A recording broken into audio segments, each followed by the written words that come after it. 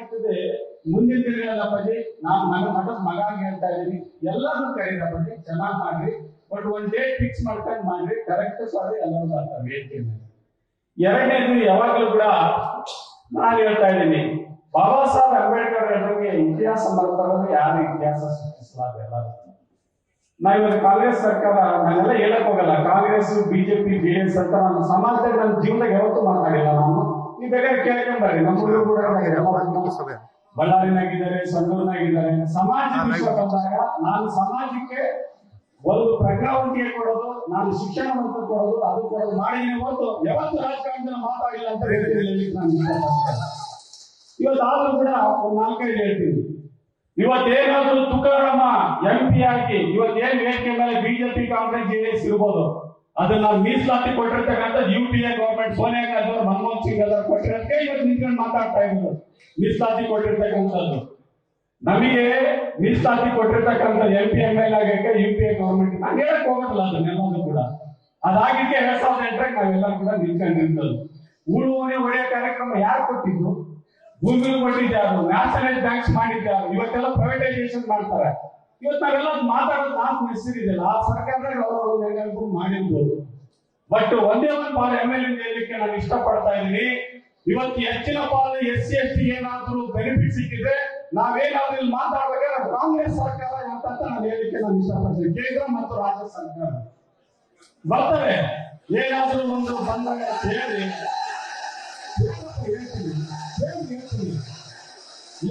Clarification ಕೊಡ್ತೀನಿ. ಯಾಕೆ ಅವ್ರು ಕೇಳಿಲ್ವಾ? ನಾನು ಕೇಳ್ತೀನಿ. ಈಗ 3 ವಿಷಯದ ಬಗ್ಗೆ ನಾನು ಮಾತಾಡಕ್ಕೆ ಇಷ್ಟಪಡ್ತೀನಿ. ಕೇಳಿ, 3 ವಿಷಯದ ಬಗ್ಗೆ ಮಾತಾಡಕ್ಕೆ ಹೇಳಕ್ಕೆ ಇಷ್ಟಪಡ್ತೀನಿ. ಕೆಲವೊಬ್ಬರು ಹೇಳಿ ಕುಂತ್ಕೊಂಡ ಕೇಳಿಕ್ಕೆ ನಾನು ಹೇಳಿದ್ದು, ಯಾಕೆ ಬಿಜೆಪಿ ಮಾತಾಡೋಕೆ ಕೇಳಿಲ್ವಾ? ನಾನು ಕೇಳಿಲ್ಲ, ಕುಂತ್ಕೊಂಡು ಕೇಳಿ ಸ್ವಲ್ಪ. ನಾನು 3 ವಿಷಯದ ಬಗ್ಗೆ ನಾನು ಬರ್ತೀನಿ, ಸಮಾಧಾನ ಕೇಳಿ.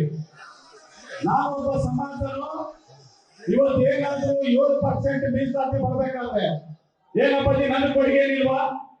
ಅಪ್ಪಾಜಿ 7% ಮೀಸಲಾತಿ ಇದ್ದಾಗ ನಂದೇನು ಕೊಡುಗೆ ಇಲ್ವಾ? ಸುಮ್ಮನಿರಪ್ಪ. ಇವತ್ತು 4 ದಾಸ್ ಅವರು ಕೇಳಪ್ಪ, ನೀವು ರಾಜಕಾರಣ ಮಾಡಿದ್ರೆ ಮಾಡ್ರಿ, ನನಗೆ ನಾವೈತಿಲ್ಲ. ಸತೀಶ್ ಅಣ್ಣರು ಅರಣ್ಯ ಸಚಿವರಾಗಿದ್ರು, ಕೇಳಿ ಸಮಾಧಾನವಾಗಿ. ನಾನು ಮೆಡಿಕಲ್ ಎಜುಕೇಶನ್ ಮಿನಿಸ್ಟರ್ ಆಗಿದ್ದೆ. ಒಂದು ನಿಮಿಷ, ಈಗ ಒಂದು ನಿಮಿಷ ಹೇಳ್ತಾರೆ. ಮೋನ ದಯವಿಟ್ಟು ನೋಡಪ್ಪ, ನೀವು ಈ ರೀತಿ ಅಗೌರವ ತೋರಿಸಿದ್ರೆ ಖಂಡಿತವಾಗಿ ಮುಂದೆ ನಾನು ಗೌರವ ರಿಕ್ವೆಸ್ಟ್ ಮಾಡಿ ಕಳಿಸಿರ್ತೀನಿ. ನೀವು ಈ ರೀತಿ ಮಾಡಿದ್ರೆ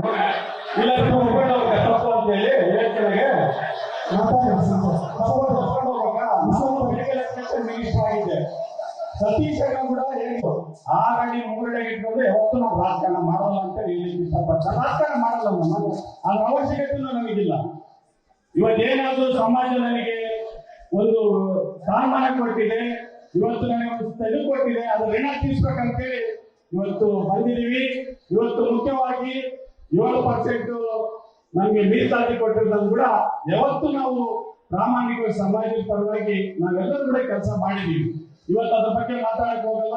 ಇವತ್ತು 3 ವಿಷಯದ ಬಗ್ಗೆ ನಾನು ಪ್ರಸ್ತಾಪ ಮಾಡಬೇಕು, ಸಬ್ಜೆಕ್ಟಿಗೆ ಬಂದ್ಬಿಡ್ತೀನಿ. ಇವತ್ತೆಲ್ಲರೂ ಕೂಡ ಇವತ್ತೇನು ಮೃತ್ಯುಂಜಯ ಅವರು ಇವತ್ತೇನು ಗಮನಕ್ಕೆ ತಂದಿದ್ದಾರೆ ಅದನ್ನ ದಯಮಾಡಿ ಅಪ್ಪಾಜಿ, ನನಗೊಂದು ಸಲಹೆ ಇದೆ. ಏನಿದೆ ಅದು ನಾಯಕ ಅಂತ ಬರ್ಸೋಣ ಕಾಲಂ 9 ನಲ್ಲಿ, ಆದ್ರೆ 3 8 ಆಪ್ಷನ್ಸ್ ಇದಾವೆ. ಅದನ್ನ ನೀವು ಮಠದಲ್ಲಿ ಕುಳಿತುಕೊಂಡು ನಮ್ಮ ತಂದೆ ತಾಯಿ ಕೇಳಪ್ಪ, ಸ್ವಲ್ಪ ಸಮಾಧಾನ ಕೇಳು. ನಾನು ಜವಾಬ್ದಾರಿ ಸ್ಥಾನ ಬಹಳ ಬಡತನದಿಂದ ಸಮಾಜ ಕಳಕಳಿ ಇಟ್ಕೊಂಡು ಬಂದಿದ್ದೀನಿ, ಬಹಳ ಸಂಸ್ಕಾರ ಇಟ್ಕೊಂಡು ಕೂಡ ಬಂದಿದ್ದೀನಿ. ನಾನು ಯಾವತ್ತೂ ಕೂಡ ಅಧಿಕಾರಿಯಿಂದ ಓದಲ್ಲ, ಏನಲ್ಲ. ಭಗವಂತ ಜವಾಬ್ದಾರಿ ಕೊಟ್ಟಿರೋ ನಿರ್ವಹಿಸಿ ಆ ಮಾತನ್ನ ನಿಮ್ಗೆ ಹೇಳಿಕ್ಕೆ ಇಷ್ಟಪಡ್ತಾ ಇದ್ದೀನಿ. ನಾನು ಕೂಡ ಸಮಾಜಕ್ಕೆ ಒಳಿತಾಗಂತೆ ಮಾತಾಡ್ತೀನಿ. ಅಪ್ಪಾಜಿ 8 ಇದಾವಲ್ಲ, ಅದರಲ್ಲಿ ನೀವು ಸ್ಟಡಿ ಮಾಡ್ರಪ್ಪಾಜಿ.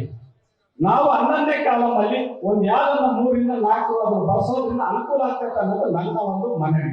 ಇಲ್ಲಿಂದ ಚಿದ್ರಾಗಿ ಹೋಗುತ್ತೆ. ಕರೆಕ್ಟ್ ಎಲ್ಲ ಮಾತು ಮಠದಿಂದ ನೀವೇ ಸಜೆಸ್ಟ್ ಮಾಡಿಬಿಟ್ಟು 11ನೇ ಕಾಲಮಲ್ಲಿ 8 ಇದಾವೆ. ಅದರಲ್ಲಿ ನೀವು 8ನ್ನ ಚಿತ್ರ ಮಾಡುವಂತಂದ್ರೆ ಮುಂದೆ ತೊಂದರೆ ಆಗ್ತದೆ. ನೀವು ನಮ್ಮ ಕುಲಾಧ್ಯಯನ ಎಲ್ಲ ನಿಮ್ಮ ಹತ್ರ ಮಠದಲ್ಲಿ ಇದೆ ಅಪ್ಪಾಜಿ. ನಾನು ಸಜೆಷನ್ ಕೇಳೋ, ದೇವರೇ ನಮ್ಮ ಮಾತು ಕೇಳಪ್ಪ, ನಾವು ಗಾಂಧೀಜಿ ತರ ಉಪ್ಪಿನ ಸತ್ಯಾಗ್ರಹ ಮೌನದಿಂದ ಸ್ವಾತಂತ್ರ್ಯ ತಗೋಬೇಕು. ಅದನ್ನ ಕೈಲಿರೋ ನಾನು ಹೇಳ್ತಾ ಇದ್ದೀನಿ. ನಾವು ಯುದ್ಧ ಮಾಡ್ತಕ್ಕಂಥದ್ದಲ್ಲ. ಗಾಂಧೀಜಿ ತರ ಅಪ್ಪಾಜಿಯವರಿಗೆ ನಮಗೆ ಸ್ವಾತಂತ್ರ್ಯ ತಂದುಕೊಟ್ಟು ಇದರಲ್ಲಿ ಕೂಡ ನಾವು ಮೌನದಿಂದಲೇ ನಮ್ಮ ವಿಜಯೋತ್ಸವದ ಆಚರಣೆ ಮಾಡೋಣ ಅಂತ ಕೈ ಮುಗಿದು ಕೇಳ್ಕೊಂತಾರೆ. ಕೇಳಿ ನನ್ನ ಅನುಭವ ಮಾಡ್ತಿದ್ದಾವೆಲ್ಲವೂ ಕೂಡ. ಅಪ್ಪಾಜಿ ಅದು ನಾವು ತೀರ್ಮಾನ ಮಾಡಿರೋದು ಎಲ್ಲರೂ ಕೂಡ. ಅದಾದ್ಮೇಲೆ ನನ್ನ ಮನವಿ ಏನಂದ್ರೆ, ಸ್ವಲ್ಪ ಎಲ್ಲರೂ ನಮ್ಮೆಲ್ಲ ಶಿಕ್ಷಣವಂತರು ಎಲ್ಲ ಯಾರಲ್ಲ ಅಪ್ಪಾಜಿ.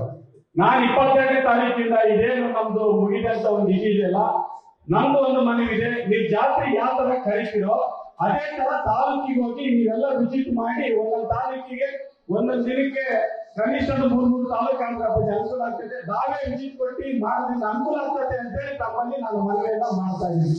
ಎಲ್ಲರೂ ಬಂದಿಲ್ಲಪ್ಪಾಜಿ, ಎಲ್ಲರಿಗೂ ಕಷ್ಟ ಆಗುತ್ತೆ. ನಾವು ವೆಬ್ಸೈಟ್ ಅಲ್ಲಿ ಹಾಕ್ಬೋದು, ಆದ್ರೆ ನಮ್ಗೆಲ್ಲರೂ ಕೂಡ ಪಾಂಪ್ಲೆಟ್ಸ್ ಎಲ್ಲ ಮಾಡಿಸ್ಬೋದು. ಅದು ಆಗೋದಿಲ್ಲಪ್ಪಾಜಿ. ನಂದೇ ಹೇಳ್ತೀನಿ, ತಾವೇ ಖುದ್ದು ಹೋಗ್ಬಿಟ್ಟು ನಮ್ಮಲ್ಲಿ ಯಾರು ಜನಪ್ರತಿನಿಧಿ ಇದ್ದಾರೆ ಅವ್ರನ್ನ ಕರೆಸಿ, ನಮ್ಮ ಲೀಡರ್ ಕರೆಸಿ ನಾವು ಅಲ್ಲಿ ಅವೇರ್ನೆಸ್ ಮಾಡೋದ್ರಿಂದ ಖಂಡಿತವಾಗ್ಲೂ ಅನುಕೂಲ ಆಗುತ್ತೆ. ಆಗುವಂತ ಮುಂದೆ ತಪ್ಪುಗಳು ಕೂಡ ಅದು ಸರಿಯಾಗುತ್ತದೆ ಅಂತೇಳಿ ನಮ್ಮಲ್ಲಿ ನಮ್ಮೊಂದು ಮನವಿ ಆಗಬೇಕು. ಎರಡನೇ, ಇವತ್ತೇನು ಬೇರೆ ಬೇರೆ ಸಮುದಾಯಗಳು ಏನು ಸೇರಿಸ್ತಾ ಇದ್ದಾರೆ, ಒಂದು ನಾನು ಪ್ರಾಮಾಣಿಕವಾಗಿ ಗಟ್ಟಿ ಧ್ವನಿಯಿಂದ ಇವತ್ತು ನಾನು ಹೇಳಲಿಕ್ಕೆ ಇಷ್ಟಪಡ್ತೀನಿ. ಇವತ್ತು ನಮ್ಮ ಸಿದ್ದರಾಮಯ್ಯ ಸಾಹೇಬ್ ಇರ್ಬೋದು, ಡಿ ಕೆ ಶಿವಕುಮಾರ್ ಸಾಹೇಬ್ ಇರ್ಬೋದು, ನನ್ನ ಪಕ್ಷ ಅಂತ ಮಾತಾಡಲ್ಲ, ಸರ್ಕಾರ ನಡೆಸ್ತಾ ಇದ್ದಾರೆ. ಇವತ್ತು ನಾನು ಸಂಸದನಾಗಿದ್ದೀನಿ. ಯಾವತ್ತು ಕೂಡ ಸಮಯ ಅವತ್ತೇನಾದ್ರೂ ಅನ್ಯಾಯ ಆಗ್ತದಂದ್ರೆ ನಾವು ಕೂಡ ಅರ್ಧ ಗಂಟೆ ವಾರಿಕರಣ ಹೇಳಲ್ಲ ಅಂತ ನಾನು ಹೇಳಲಿಕ್ಕೆ ಇಷ್ಟಪಡ್ತೀನಿ. ಸಮಾಜಕ್ಕೆ ಏನಾದ್ರು ಅರ್ಧ ಗಂಟೆ ಕೂಡ ನಾವು ವಾರಿಕರಣದಲ್ಲಿ ಇದು ನಮ್ಮ ಸತ್ಯವನ್ನು ಮಾಡ್ತಿದ್ರು. ಇದು ಸಮಾಜ ನಮಗೆ ಕೊಟ್ಟಿದೆ. ನಾವು ಸಮಾಜಕ್ಕೆ ಏನ್ ಕೊಡೋದಂತ ಮುಖ್ಯ. ಇದು ನಾವು ಕಟ್ಟಿಬದ್ಧವಾಗಿರ್ತಕ್ಕಂಥ ತುಕಾರಾಮ್ ಅಪ್ಪಾಜಿ, ನಮ್ಮ ಸರ್ಕಾರವೇ ಬದ್ಧವಾಗಿದೆ ಅಪ್ಪಾಜಿ. ಯಾವತ್ತೂ ಕೂಡ ನಾವು ಯಾವತ್ತೂ ಕೂಡ ಇವತ್ತು ದೇವರನ್ನೇ ನಾನೇ ಹುಮ್ಮಸ್ಸಿಂದ ಹೇಳಲ್ಲ, ನಾನೇನು ಒಪ್ಪಿಸಿ ಹೇಳೋದಲ್ಲ, ನನ್ನ ಹೃದಯದ ಮಾತುಗಳು ನಾನು ಇವತ್ತು ಹೇಳ್ತಾ ಇದ್ದೀನಿ. ಇದು ಸತ್ಯವಾದ ಮಾತು ಕೂಡ.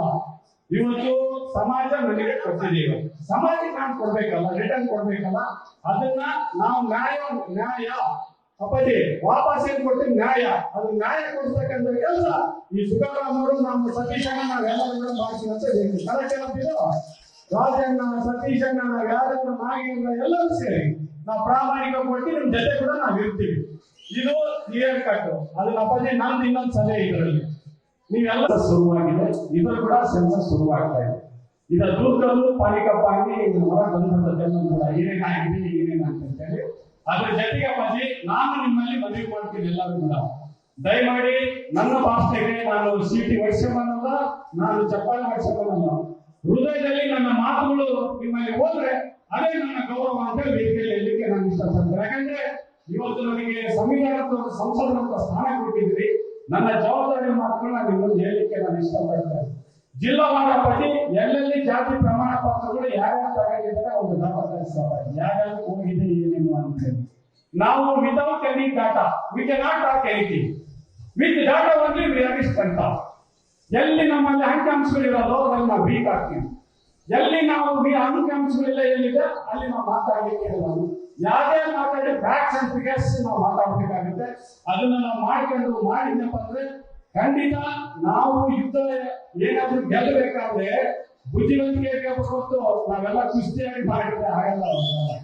ಅದು ಉಪಯೋಗ ಆಗಿಲ್ಲ. ಅದೆಲ್ಲ ಕೂಡ ಬುದ್ಧಿವಂತಿಕೆ ಐತಲ್ಲ, ಇವತ್ತು ದೇಶ ನಡೀತಿರೋದು ಬುದ್ಧಿವಂತಿಕೆ ಮೇಲೆ.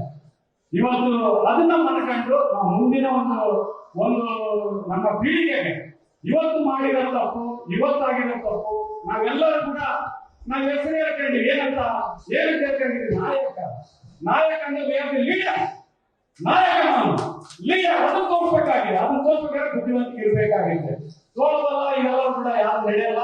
ನಡೆದವರೆಲ್ಲ ಇವತ್ತು ದಿನ ಅಂಕಿ ನೋಡ್ಕೊಂಡ್ಬಿಟ್ಟು ಎಲ್ಲ ಹುಡುಗರೆಲ್ಲ ತೋಳ್ಬಲ್ಲ ದುಡ್ಡಿನೆಲ್ಲ ಮಣ್ಣಾಗ ಹೋಗ್ಬಿಟ್ಟಿದ್ದಾವೆಲ್ಲ. ವಿಷಯ ಕಟ್ಟಿ ನಡೆದವರೆಲ್ಲ ಮಣ್ಣಾದವರು ಅಂತ ಹೇಳಿ ಇವೆಲ್ಲ ಲೋಕದ ಇತಿಹಾಸ ನಾನು ಇತಿಹಾಸ ಓದ್ಕೊಂಡಿರಲ್ಲ. ಇವೆಲ್ಲ ನಡೆಯಲ್ಲ. ಭಗವಂತ ಏನ್ ನಡೆಯುತ್ತೆ ಅದು ನಡೆಯುತ್ತೆ. ದಯಮಾಡಿ ನಾವೆಲ್ಲ ಪ್ರಜ್ಞಾವಂತರಾಗಿ ನಾಯಕರಾಗಿ ಈ ಒಂದು ವೈಜ್ಞಾನಿಕವಾಗಿ ನಾವೇನಿದೆ ಅದನ್ನ ಮಾಡಿಸಿದ್ರೆ ಅನುಕೂಲ ಆಗುತ್ತೆ. 3 ವಿಷಯ ನಿಮ್ಮಲ್ಲಿ ಪ್ರಸ್ತಾಪ ಮಾಡಿದ್ರಿ, ನನ್ನ ಜವಾಬ್ದಾರಿ ಮಾತ್ರ ಹೇಳಿದ್ರಿ. ಅಪ್ಪಾಜಿಯರು ಕೂಡ ಮನವಿ ಮಾಡಿದ್ರಿ, ತಾಲೂಕಿಗೆ ಜಿಲ್ಲಾ ಕೈಗೆ ಅಪ್ಪಾಜಿಗೆ ಮಾಡ್ಬಿಟ್ಟು ಅದನ್ನ 31 ಜಿಲ್ಲೆ ಇದ್ರೆ ಜಿಲ್ಲಾವಾರು ಹೋಗ್ಬಿಟ್ಟು ಅದನ್ನ ಮನವರಿಕೆ ಮಾಡಿಕೊಟ್ರೆ ನಿಮ್ಮ ಮಾತು ಕೇಳುತ್ತೆ. ನಮ್ಮ ಎಲ್ಲ ನಾವು ಇಳಿಸಿರ್ತಕ್ಕಂಗೆ ನಾವೇನ್ ರಾಜಕಾರಣ ಹೇಳಿದ್ರೆ ಕಾಲಂಬಾಗಿ ಅಂತ ಹೇಳ್ತಾರೆ ಎಲ್ಲ ಕೂಡ. ಹಂಗೆ ನಾವೇನ್ ಮಾಡಿದ್ರು ಕೂಡ ಅಪ್ಪಾಜಿಯವ್ರ ಮಾತು ಕೇಳ್ತಾರೆ. ನಿಮ್ ಜೊತೆಗೆ ನಾವು ಬರ್ತೀವಿ ಮಾಡಿ ಸಮಾಜಕ್ಕೆ ಯಾವುದೇ ಒಂದು ಕನ್ಫ್ಯೂಷನ್ ಆಗದಂಗೆ ಯಾವ್ದೇ ಆಗದಂಗೆ ಈ 3 ವಿಷಯದಲ್ಲಿ ಪ್ರಾಮಾಣಿಕವಾಗಿ 3 ಮುಖ್ಯಮಂತ್ರಿ ವಿಷಯದಲ್ಲಿ ನಾವೆಲ್ಲರೂ ಕೂಡ ಒಂದಾಗಿರ್ತೀವಿ ಅಂತ ಹೇಳ್ತಾ ಮಾತಾಡೋ ಅವಕಾಶ ಕೊಟ್ಟಿದ್ದಕ್ಕೆ ತಮ್ಗೇನಾದ್ರು ಇದರಲ್ಲಿ ನಾನು ಮಾತಾಡಿದ್ದೇನಾದ್ರೂ ತಪ್ಪಿದ್ನಪ್ಪ ಕ್ಷಮೆ ಇರಲಿ. ಯಾಕಂದ್ರೆ ಇವತ್ತು ನಾವು ಜವಾಬ್ದಾರಿ ಮಕ್ಕಳು ಆಗ್ಬೇಕಾದ್ರೆ ಕೆಲವೊಬ್ಬರಿಗೆ ಆರೋಗ್ಯ ಕೂಡ ವಿಷಯ ಆಗ್ಬಿಡುತ್ತೆ. ಅದು ಆರೋಗ್ಯಕ್ಕೆ ಒಳ್ಳೇದಲ್ಲ. ಯಾರಾದ್ರೂ ಗಟ್ಟಿ ನೋಡಿದಾಗ ನಾವು ಹೇಳ್ತೀವಲ್ಲ ಅದು ಒಳ್ಳೇದು ಕೂಡ. ಆದ್ರೆ ನಾವು ಇವತ್ತು ಒಳ್ಳೆ ಮಾತುಗಳನ್ನ ಜವಾಬ್ದಾರಿ ಮಾತುಗಳನ್ನ ಹೇಳಿ ಅದನ್ನ ನಾವು ದಯಮಾಡಿ ನಾವೆಲ್ಲರೂ ಮಾಡಿದ್ರೆ ಮುಂದಿನ ನಮಗೆ ಒಳ್ಳೇದಾಗ್ತದೆ. ಶೈಕ್ಷಣಿಕವಾಗಿ ಭವಿಷ್ಯವಾಗಿ ಸಾಮಾಜಿಕವಾಗಿ ಆಗುತ್ತೆ ಅಂತ ಹೇಳ್ತಾ ಸ್ವಲ್ಪ ಹೆಚ್ಚಿಗೆ ಟೈಮ್ ತಗೊಂಡಿದ್ದೀನಿ. ದಯಮಾಡಿ ಸಮಯ ಅಂತ ನನ್ನ ಮಾತು ಮುಗಿಸೋ ನಮಸ್ಕಾರ.